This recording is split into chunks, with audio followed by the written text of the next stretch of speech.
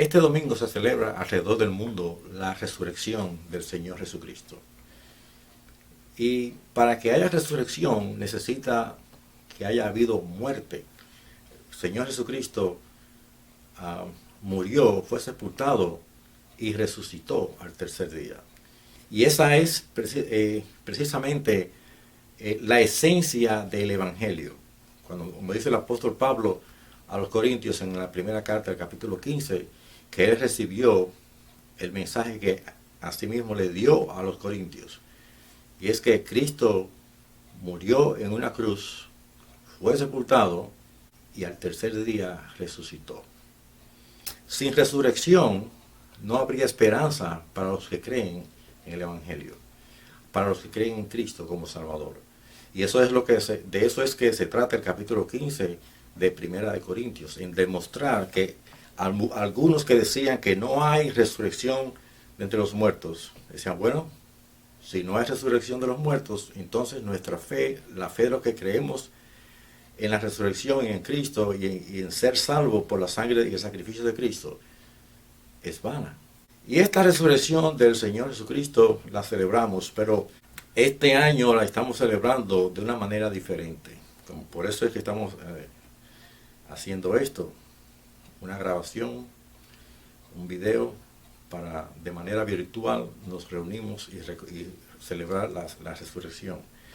Porque hay una pandemia que evita que nos juntemos en grupos para celebrar este evento tan importante y esencial para la fe cristiana como es la resurrección. Para evitar contagios, el coronavirus alrededor del mundo haciendo estragos. Cientos de miles, millones de personas se han contagiado con el coronavirus y muchos han muerto. Todo empezó en China, en una ciudad, y de ahí se ha propagado hasta ahora mismo al mundo entero. Y son muy pocos los países que todavía no han reportado casos de coronavirus. Y decenas de miles han muerto por este caso. Esto me recuerda a mí algo, y es el pecado. La Biblia dice que por cuanto todos pecaron, están destituidos de la gloria de Dios. Es decir, que de los que habitamos el planeta Tierra, 100% de nosotros, todos, somos pecadores. ¿Y cómo sucedió esto? Bueno, como sucedió con el coronavirus, comenzó con alguien que se enfermó allá en China, y ese alguien contagió a otros, y eso hizo, el contagio se ha ido multiplicando hasta llegar a millones contagiados.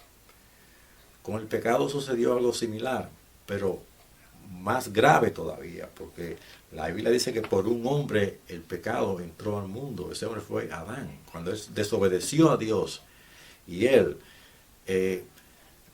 tomó del fruto él desobedeció a Dios, tomó del fruto que no debía comer, que Dios le había advertido. Entonces, él pecó y el pecado pasó a toda la humanidad. 100% de los seres humanos que habitamos en la tierra somos pecadores. ¿Y qué pasa? La Biblia también nos dice en Romanos 6:23 que la paga del pecado es muerte. Lo que quiere decir que inevitablemente para el pecador lo que les espera es la muerte. Y estamos hablando de la muerte espiritual. Y la Biblia dice que así como con Adán el pecado entró al mundo y pasó a todo el mundo, y como el pecado, la paga del pecado es muerte, la muerte pasó también a todos los hombres, a todo el mundo.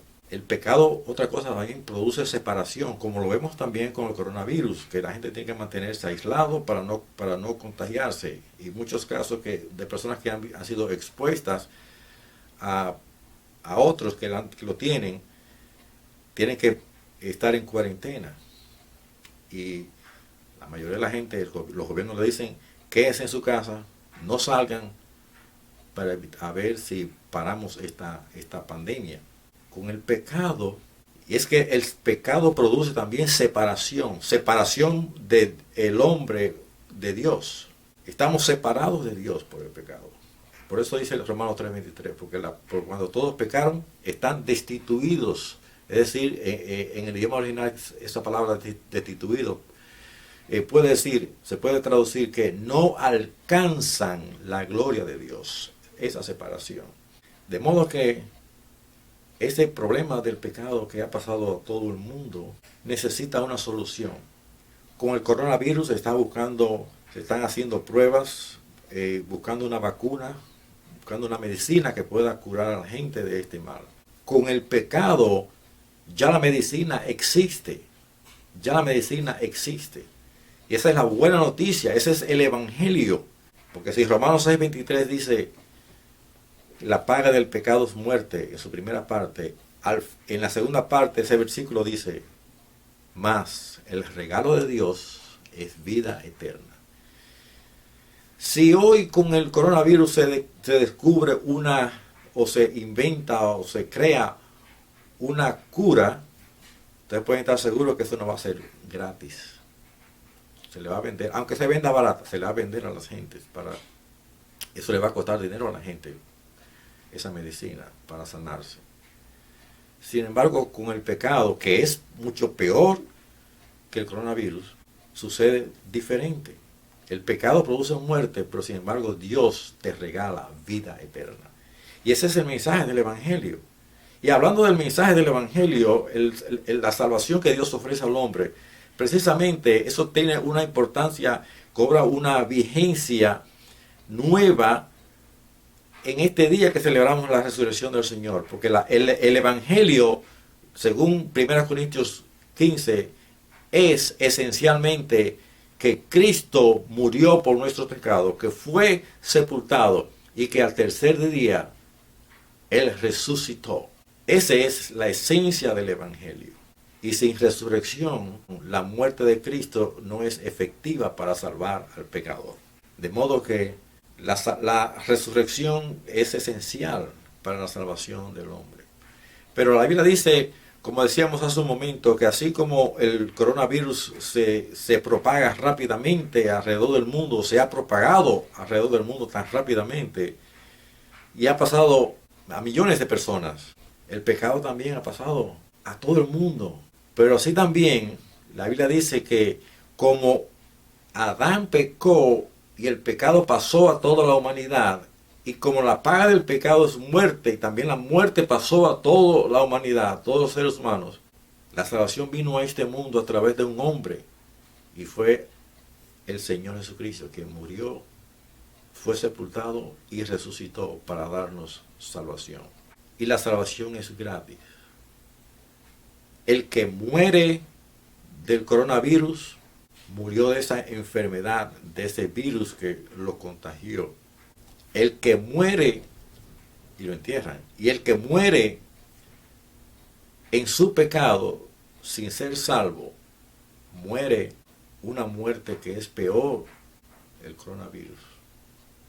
Porque es su alma que va al infierno. Lamentablemente su alma se pierde si muere sin Cristo. De modo que glorificamos a Dios, le damos gracias por la resurrección de Jesucristo, su Hijo, que murió por nosotros. Y es un buen tiempo para que nosotros pensemos en lo que significa, antes de llegar a la resurrección, lo que significó para el Hijo de Dios, el Señor Jesucristo, sufrir y morir por nuestro pecado.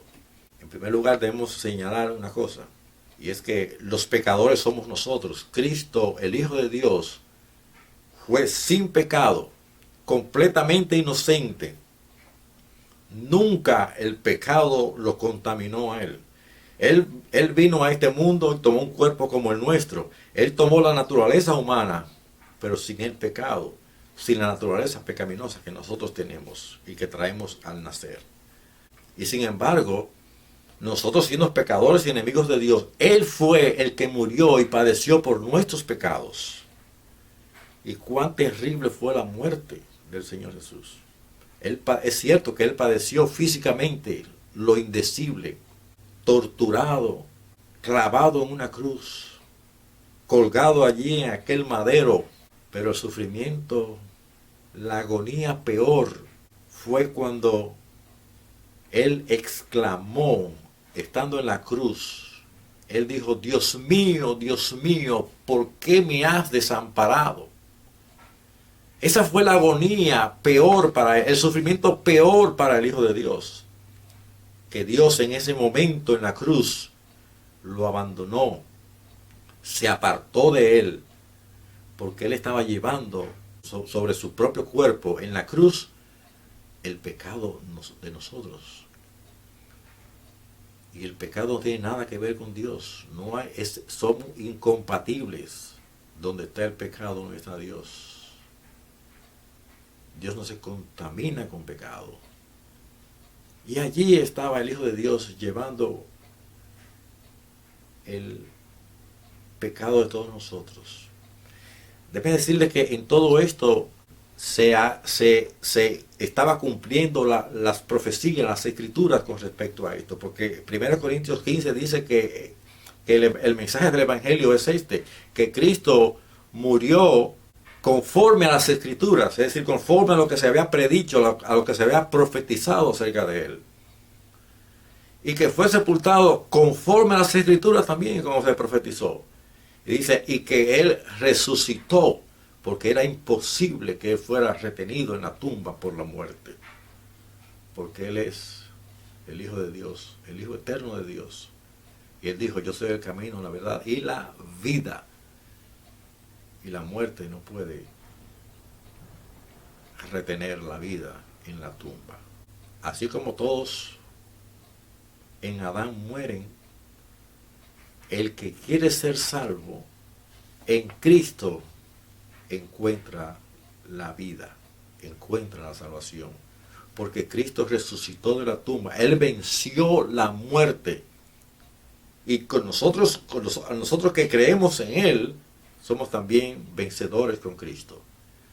Como él murió por nuestro pecado, nosotros al creer en él morimos al pecado y resucitamos como una nueva criatura para Dios. Es una muerte que se produce en el que se convierte a Cristo Jesús. Por eso dice la Biblia, de modo que si alguno está en Cristo, nueva criatura es. Las cosas viejas pasaron y aquí todas son hechas nuevas, como una resurrección. Y Cristo padeció en la cruz por nuestros pecados. Y él padeció la agonía de que el Padre lo abandonó cuando estaba llevando su pecado. Conforme a las Escrituras sucedió todo aquello, porque Isaías 53 dice que Jehová cargó en él el pecado de todos nosotros. Ahora bien, así como él padeció y murió por nosotros, él también resucitó para que nosotros tuviéramos vida. Los que creemos en él. Cristo Jesús nos da la vida. Los discípulos, los que andaban con él, no entendían plenamente esto de que él tenía que resucitar. Y en varias ocasiones el Señor se lo había dicho a ellos. Es necesario que el Hijo del Hombre muera y sea sepultado y que resucite al tercer día. Eso lo dijo en varias ocasiones. Pero ellos que estaban con él ahí no creían y no entendían aquello. Y cuando él murió y fue sepultado el viernes en la tardecita, ellos se dispersaron. Ellos se fueron a sus casas con temor. Pasaron ese viernes en la noche atemorizados. Pasaron ese sábado entero atemorizados. Y el domingo por la mañana todavía estaban atemorizados. Porque ellos tenían miedo. Ellos que habían seguido a Cristo, que trajo la esperanza a este mundo, esperanza de salvación. Ahora él había muerto y estaba en una tumba. Había desaparecido. Y tenían temor de que los judíos vinieran y tomaran represalia en contra de ellos. La Biblia dice que ellos, cuando Cristo, después que resucitó, ese día, ellos estaban reunidos, dice la Biblia, por temor a los judíos. Es decir, tenían temor, pues todavía no habían creído que Cristo había resucitado. Y cuando María Magdalena fue a decirle a ellos que estaban donde estaban reunidos que él había resucitado porque el Señor se había aparecido a ella, ellos no lo creían. ¿Cómo puede ser posible? Pero fueron corriendo a ver. La Biblia dice que ese domingo en la tardecita, la prima noche, estando ellos reunidos por miedo a los judíos, el Señor, aunque la puerta estaba cerrada con seguro, entró y se presentó delante de ellos. Y cuando ellos vieron que era Él, y Él les dijo que había resucitado, que había vencido la muerte, ellos creyeron, finalmente, creyeron. Hay un dato curioso con respecto a la resurrección de Cristo. Cuando María Magdalena llegó a la tumba, muy de mañana, siendo oscuro todavía, ella vio la piedra removida y vio que no, y pensó, bueno, se robaron el cuerpo del Señor sin entrar a la tumba.